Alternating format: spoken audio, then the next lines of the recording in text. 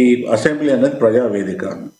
ఈ ప్రజావేదిక నుంచి వెళ్ళి ప్రజల యొక్క సమస్యలను ఒక ప్రతిపక్ష నాయకుడిగా ఆయన ఎఫెక్టివ్గా చెప్పాలి. ఎందుకంటే ప్రజాస్వామ్యంలో ప్రతిపక్షం ఎంత ముఖ్యమో ఇది అధికార పక్షం ఎంత ముఖ్యమో ప్రతిపక్షం కూడా అంతే ముఖ్యం. కాబట్టి ప్రతిపక్షంగా తన పాత్ర ఎందుకు పోషించాలి అంటే ప్రతిపక్షానికి ఒక బాధ్యత ఉంటుంది. ప్రభుత్వం చేసే తప్పులను కానీ లేకపోతే అవకతవకలు కానీ ఏదైతే ప్రభుత్వం చేయాల్సిన పనులు చేయకపోవడం ఇవన్నీ కూడా ఎవరు ఎక్కువ చెప్తారు అంటే అసెంబ్లీ వేదికగా ప్రతిపక్ష నాయకుడు చెప్పగలిగితే దాని ఒక ఉంటుంది, అది ప్రజల్లో పోతుంది, అది కొంత మంచి జరిగే అవకాశం ఉంటుంది. అట్లా కాకుండా ఇదేదో తూతూ మంత్రంగా నేను వస్తా పోతుంటే మాత్రం అది ఇవాళ ఒక విధంగా అది కేసీఆర్ కూడా అది ఒక విధంగా అది మంచిది కాదు.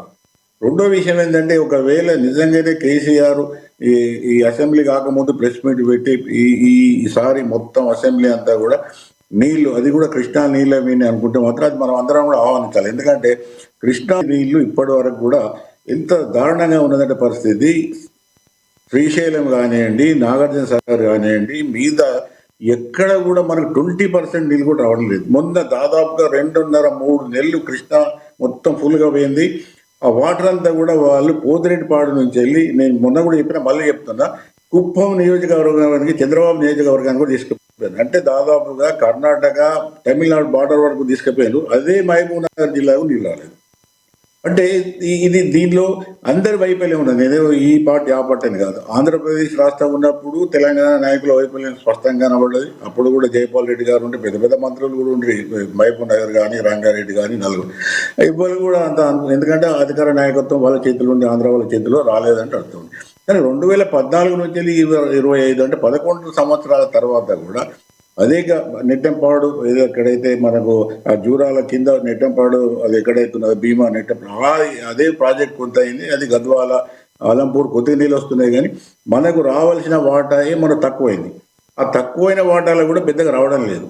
అని ఇప్పుడు మహబూబ్ నగర్ నీళ్ళు అవసరం లేదంటే ఉమ్మడి మహబూబ్ నగర్ నీళ్ళు అవసరం బాగున్నది. పెద్ద జిల్లా నీళ్ళు అవసరం ఉన్నది. నీళ్ళు అవసరం, నీళ్ళు వస్తే చాలా మార్పు వస్తుంది. కొంత వచ్చినాయి, రాలేదు కానీ కొంత వచ్చింది, కొంత మారేది, కానీ ఇంకా మనకు రావాల్సిన వాటా రావాలి. మనం అది ఎంత కూడా దూరం రావాలంటే మహబూబ్ నగర్, రంగారెడ్డి, నల్గొండలు అంటే ఇప్పుడు దేవరకొండ ఆ ప్రాంతం ఏదైతే అంతా కూడా అది కరువు. ఇవన్నిటి కూడా మనకు నీళ్ళు రావాలి. ఇవన్నీ నీళ్లు తీసుకునే అవసరం అనేది రాజకీయ నాయకులకు. ఎందుకంటే ప్రజల కోసం మేము పోటీ చేస్తాను, పార్టీలు కూడా ప్రజల కోసం ఉన్నాయి, ప్రతిపక్షం అదే ఉన్నది, అధికార పక్షం అదే ఉన్నది, ఎమ్మెల్యే అందరూ కూడా అదే అంటాను. కాబట్టి ఈసారి మనటువంటి వాళ్ళు కోరుకునేది ఏంటంటే నీళ్ళ వినే ఒక విధమైన అర్థవంతమైన చర్చ జరిగి కృష్ణా వాటరు ఆంధ్ర వాళ్ళు ఎంత దోపిడీ చేస్తున్నారు, దాన్ని ఏ విధంగా అరికట్టి మనకు ఎంత శీఘ్రంగా ఎంత తొందరగా మనం ఆ నీళ్లను వాడుకునే అవకాశం ఉందో దాన్ని మీద దృష్టి పెట్టి అవసరమైతే ప్రతిపక్షం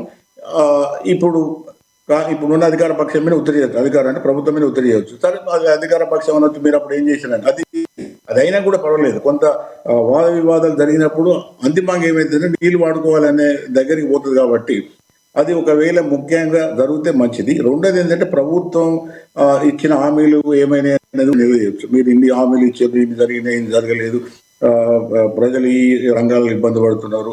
మొన్న వర్షాకాలం ఖరీఫ్ సీజన్లో అది ఏది మనకు యూరియా దొరకలేదు, లేకపోతే ఇంకా ఇప్పుడు రకరకాల సమస్యలు ఉన్నాయి. అవి ఏవైతే ప్రజలకు అవసరం ఉన్నాయో లేదా రైతులకు అవసరం ఉన్నాయో వివిధ వర్గాలు ఏవైతే ఉన్నాయో ఆ వర్గాల యొక్క ఒకవేళ ప్రతిపక్షం ముందు తీసుకుపోయి చెప్పగలిగితే బాగుంటుంది. అయితే నేను ఊహించేది ఏంటంటే ఒక రాజకీయ విశ్లేషణగా రేపు చెల్లి అసెంబ్లీ మాత్రం చాలా వేడిగా ఉంటుంది.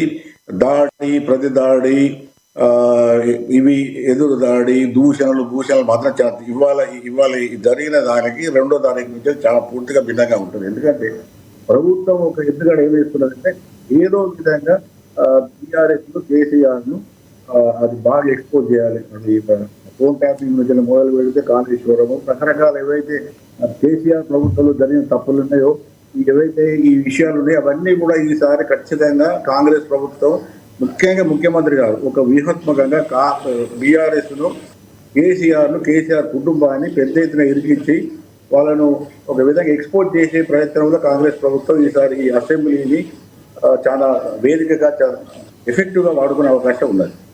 అట్లాగే దానికి ప్రతిదాడిగా బీఆర్ఎస్ కానీ కేసీఆర్ కానీ చేసే అవకాశం ఏంటంటే కాంగ్రెస్ వైఫల్యాలు ఏమున్నాయి, 6 ప్రామిసెస్ కానీ లేకపోతే అవినీతి కానీ, మంత్రుల క్రియాశీలక తత్వం లేకపోవడం, ప్రభుత్వంలో సరి అయిన స్పందన లేకపోవడం, ప్రజల సమస్యలు వాళ్ళు ఎదురు దాడి చేయడానికి అవకాశం ఉంటుంది. కాబట్టి ఈ ఇది నిజంగా ఎక్కువ లొల్లులైతే నేను అనుకుంటా మనం మనం కోరుకోవాలి. ఎందుకంటే ఎక్కువ దగ్గర గొడవ అయితే మీకు స్పీకర్ సస్పెండ్ చేస్తాము, 2 రోజులు 3 రోజులు మీరు రావద్దు అనే కాడికి పోతే మాత్రం అసెంబ్లీ ఏముంటుంది. కాబట్టి ఎంత గొడవలైనా ఏమైనా కూడా అసెంబ్లీ నడవాలి.